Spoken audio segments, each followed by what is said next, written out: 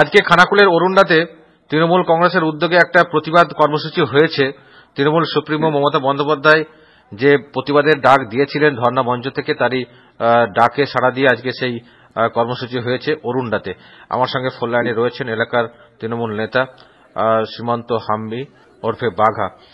সীমান্ত বাবু, আপনাদের আজকে কর্মসূচিটা কি হলো, কোথা থেকে কোথা মিছিল হলো, কারা কারা ছিলেন মিছিলে?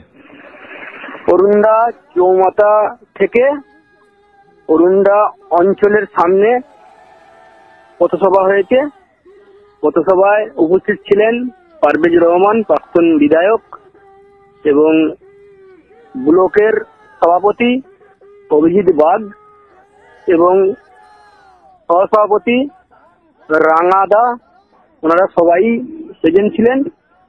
বহু মানুষের ভিড় বিজেপির বিরুদ্ধে এবং সিপিএম এর যে মদতে বিজেপি এলাকায় বিশৃঙ্খলা ঘটাচ্ছিল তারই প্রতিবাদে আজকে আমাদের মিছিল। তাই পথসভায় বহু মানুষ। পারভেজ রহমান এসেছিলেন?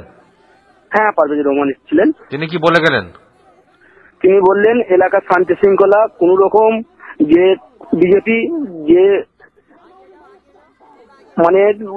দুর্ঘটনা ঘটিয়ে অঞ্চলে অত্যাচার করেছে, অঞ্চলে ভাঙচুর করেছে, তারই প্রতিবাদে আজকে পথসভা।